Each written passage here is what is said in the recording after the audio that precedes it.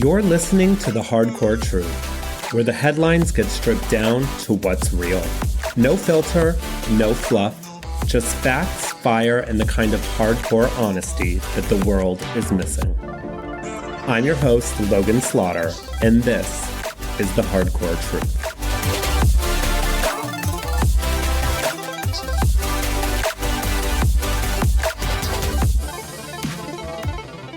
We're back, honey.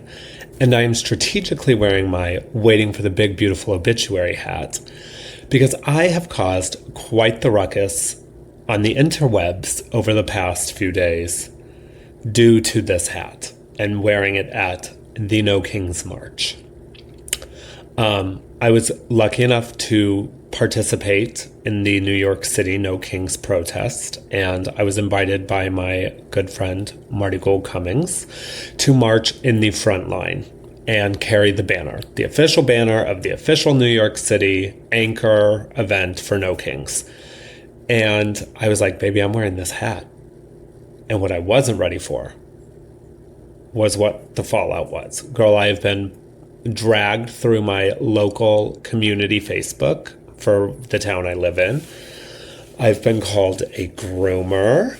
I was actually told that there should be a groomer alert put out due to my hat. So that was also from a woman who, upon digging through her Facebook, because I'm a sleuth, I found all these photos of her children naked. So I said, darling, what are you doing? Telling me that I'm a groomer, but you have naked photos of your children online. Work. I also met Jennifer Welsh from the I've Had It podcast. Her and Angie, I listen to them 3 times a day. And we were marching and I saw her standing like right off to the right. So I was like, Jennifer! And I waved and I said, thank you. And I've sent them candles. So I said, I made you the candles. And then Marty went and grabbed them and brought them in. So they were marching right behind us for the whole march. Well, Jennifer was. Angie wasn't there. Angie was doing it in, I believe, Oklahoma. All of that said, we are here today to talk about the No Kings protest, what it did, what it didn't do, and those of you who think that you're doing something by sitting on your fat fucking ass bitching about it on Facebook.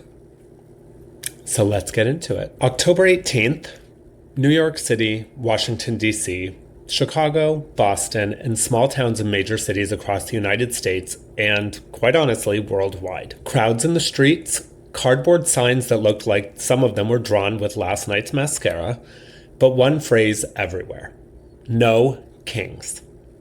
It's not a trend. It's a middle finger to the idea that any one person gets to play God in a country of 330 million. And no, it wasn't chaos. It was coordination.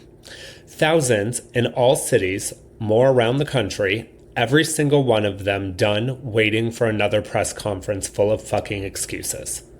From either side. The phrase itself, old as the Republic. No Kings. It goes back to the revolution that kicked George III to the curb. But in 2025, it hits differently. Because it's not about a crown in London anymore. It's about watching presidents act like emperors while Congress gets to fucking nap. After the Supreme Court handed down the ruling shielding presidents from an entire list of crimes, that was the match. That was what started this. Then came the government shutdown, federal workers living off savings while leadership plays chicken. By the time October 18th hit, people were done being polite.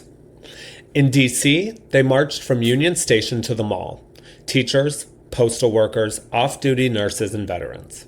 No party flags, just a collective enough.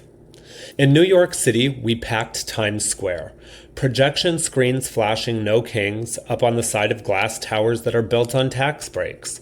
Tourists stopped filming Broadway billboards and started to chant. That's a vibe shift, and I experienced it with my own eyes. Reporters from the Associated Press called it peaceful, creative, and huge. Organizers claimed thousands of events all over the 50 states. Believe what you want about the numbers, but the actual footage speaks louder. And of course, the usual talking heads tried to paint it as unfocused anger. These are Hate America rallies ran by Antifa and paid for by Democratic lawmakers. Funny how protest is unfocused right up until it works. Because No Kings isn't a tantrum, it's a reminder. Democracy was never supposed to have a royal family. Yet somehow, every election cycle feels like another coronation. And let me be honest, I wasn't paid to be there. I chose to do it for free. That's where this started. People finally saying out loud, we don't worship power, we hold it accountable. And accountability does not have a party. October 18th was not random. It was the day that a whole coalition decided to test whether democracy still has a pulse. Groups like Indivisible and local organizers set it up months in advance. Over 2,000 registered events, all billed as nonviolent, pro-democracy, and absolutely fed up. Their message is simple. No one is above the law. No one. And once we get going back into Congress and the Epstein files are forced to be released, I want every single person held accountable. That starts at the top with these presidents. That goes to royal family. That goes to celebrities. And it continues trickling down to people like fucking Pam Bondi and crazy cockeyed Kash Patel, who have stood in the way of this coming out. In DC, the National Mall filled up. Photos show the signs, no immunity. You work for us. In New York City, the NYPD had to reroute traffic around Times Square because of the turnout. No arrests, no fires, just citizens refusing to be background noise. And the reasons are specific. End the culture of presidential immunity, protect voting rights, demand transparency in how the shutdown politics hurt workers, call out both parties for treating our civic duty like a side hustle. And yeah, there wasn't one neat list of demands. That's the fucking point. Every speaker, every marcher brought their own reason. Immigration, wages, climate change, rule of law. But this is all under the same banner of accountability. One reporter in Michigan said it best. People weren't angry at America. They're angry for America. They want the country they were promised, not the one managed by PR firms, lobbyists, and government officials. Of course, within hours came the dismissals. It was performative, unfocused, doesn't change policy, all of the usual buzzwords from the comfort crowd. Here's the truth. Protest is the oldest American tradition. If it didn't matter, the powerful wouldn't spend so much time telling you that it doesn't. October 18th proved one thing for sure, that people still care enough to come out for an idea. And that scares the hell out of anyone who benefits from you staying home. So when the so-called allies roll their eyes and say, "What's the point?" Remember this. The point is to remind them that we're still watching. We've got the receipts. And I'm not here, and neither were they, to kiss the ring. So let's talk about the reaction, because nothing says status quo panic like people in power pretending they don't hear you. The morning before October 18th, Speaker Tiny Dick Mike Johnson did the press tour equivalent of clutching his pearls. He looked straight into a camera and called the rallies a Hate America event, and then he added his usual buzzword salad. Antifa people, pro-Hamas wing, and the Marxists in full display. That's a direct quote. Politico printed it, word for word. Now, that's not analysis, that's a man terrified of optics. When you see millions of ordinary Americans standing up for democratic accountability and your first thought is Marxist, it's because you can't process democracy unless you're controlling it. I think another thing here is the imagery of millions of people showing up terrifies these people because we've seen both inaugurations, one which had to be moved inside because the president's a pussy. And we've seen the America parade that he threw for himself and the destitute streets. And as tanks are rolling by, there's 5 people with a total of 9 teeth between them waving an American flag. Johnson has doubled down, saying the movement proved the far left had taken over the streets. Meanwhile, reporters on the ground in D.C., New York, and beyond described peaceful crowds, families, veterans, and federal employees, not insurrectionists. So yeah, facts don't fit the script here. And when facts don't fit, people like Tiny Dick Mike Johnson invent new ones. But here's the part that stings more. Where were the Democrats that claim to be the firewall in this? You'd think a nationwide pro-democracy demonstration would at least get a retweet from the so-called defenders of democracy. There was a lot of crickets. To my knowledge, there was no official DNC statement. A few officials showed up, good for them, but the National Party machine, missing in action. Why? Because mass protests scare both parties. Republicans see it as rebellion, and Democrats see it as bad optics. And God forbid the donors think that the base may actually demand something. And sure, a few liberal personalities online toss shade at the rallies, the what's the point crowd. You know the type, the self-appointed grown-ups of the movement who tweet more than they vote. Some performers in our gay scene have decided to dunk on protesters for making noise instead of making change. And I'm going to say this. You can't have it both ways. You don't get to sit on your fat fucking ass in your apartment that your career as an LGBT entertainer has afforded you while tweeting about how this does nothing. Because if this does nothing and you lose everything while you sat on your fat ass and tweeted, that's on you, babe. The same fucking entertainer goes on these tangents about how we're all just crying because Kamala lost when she hasn't shut the fuck up about Bernie losing in 2016. Now, let me get really close and clear here. Sometimes we know we have to make the vote that we make because it's for the betterment of our country. It's not the vote we want to make. But the non-voters and the third-party voters and the I'm going to vote for this candidate even though there's not a fighting chance in hell voters are just as bad as Trump voters in my mind. So while you sit over there with your holier-than-thou fucking Facebook statuses, or you sit over there making your YouTube videos for 30 viewers in 6 days, do better. Stand up. Call your representatives. But you don't. You don't put your money where your mouth is. You don't stand the fuck up and do shit. I don't see your name attached to anything involved in benefit rallies or shows or anything like that. It's performative bullshit. And here's the hardcore truth. Noise is how change starts, not sitting your fat ass on your couch making a Facebook status. Here's the real split. People who believe democracy is a spectator sport versus people who understand its full contact. The first group wants tidy messaging and focus groups. The second group wants accountability. And the first group is terrified of the second because accountability doesn't come with donor dinners. The right attacked the rallies as un-American. The left kind of ignored them so they wouldn't have to admit that they've gone soft. But the people in those streets, they are the ones doing the work democracy actually requires. Showing up, being visible, and making noise even when it's inconvenient or doesn't cause automatic change. Because if both sides of the aisle are uncomfortable, you're absolutely doing something right. So what did all the bodies in the street actually do? Let's cut the fucking shit and talk about it. By the numbers, organizers call October 18th one of the largest coordinated United States protests in recent American history. Independent outlooks confirm hundreds of thousands in major cities and thousands more in smaller. I'm going to say this. Being in New York City and seeing it with my own eyes, the 200,000 doesn't make sense to me. The Halloween parade gets 1 million people. There were far more than that.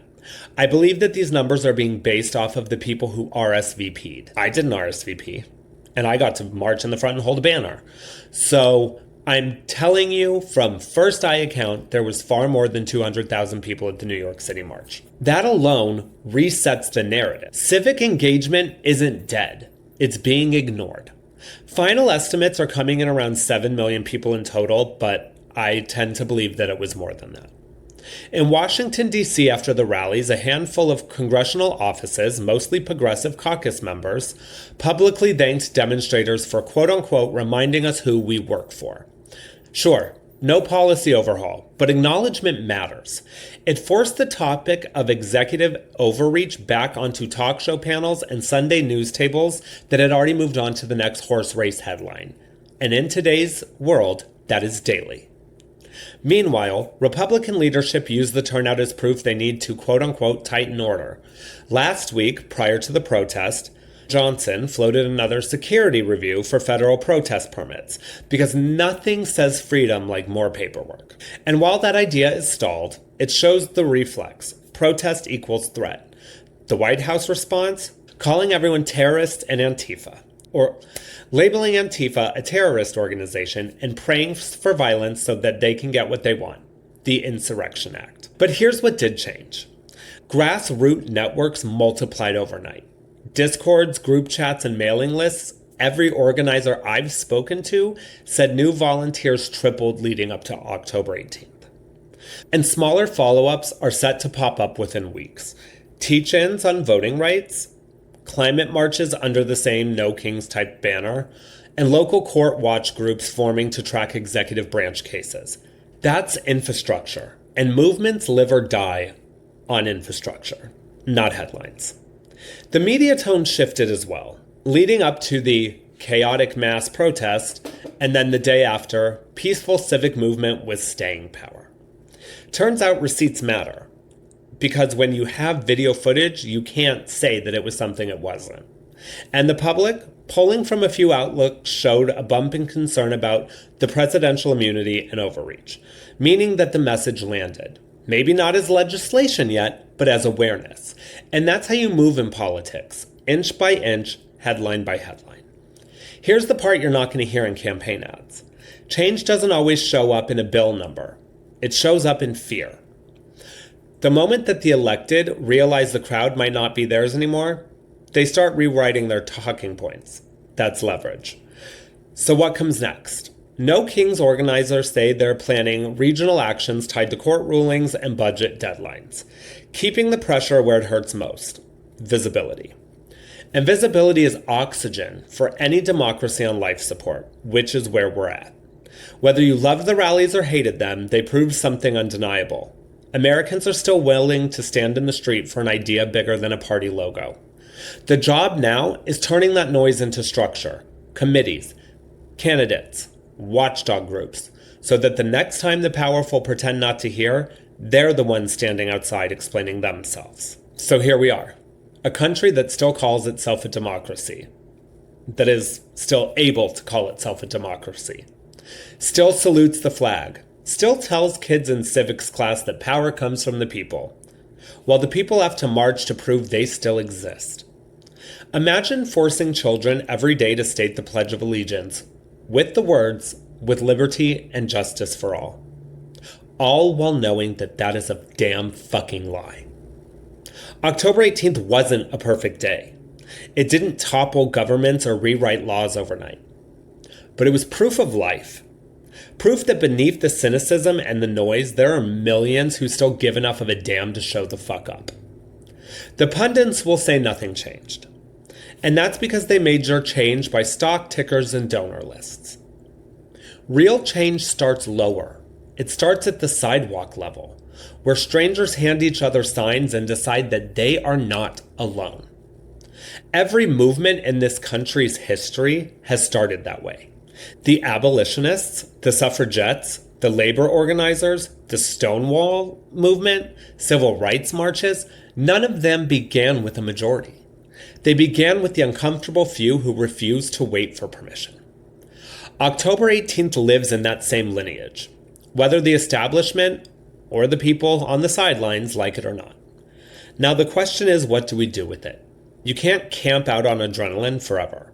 At some point, the chant has to turn into a plan.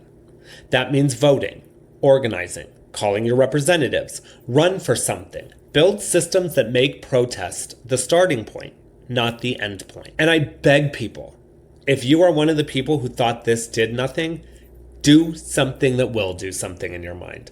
Don't just sit on Facebook and make a fucking Facebook post. Get off your ass, make a phone call, and do something. And if you're listening to this thinking, I didn't go, maybe it didn't matter, remember this. Every inch of progress that exists now was once written off as naive noise. That's the cycle. Dismiss, mock, and ignore until it works. So here's the hardcore truth. No Kings wasn't about one man, one party, or one protest. It was about drawing a line in a country that keeps erasing them. The system counts on fatigue.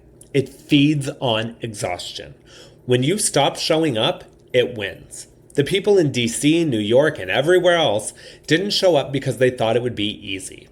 They showed up because they're tired of being ruled by convenience. That, in itself, is patriotism. It's the messy kind. It's the real kind. So when you have the opportunity, I beg of you, stand up, show up, and show the fuck out.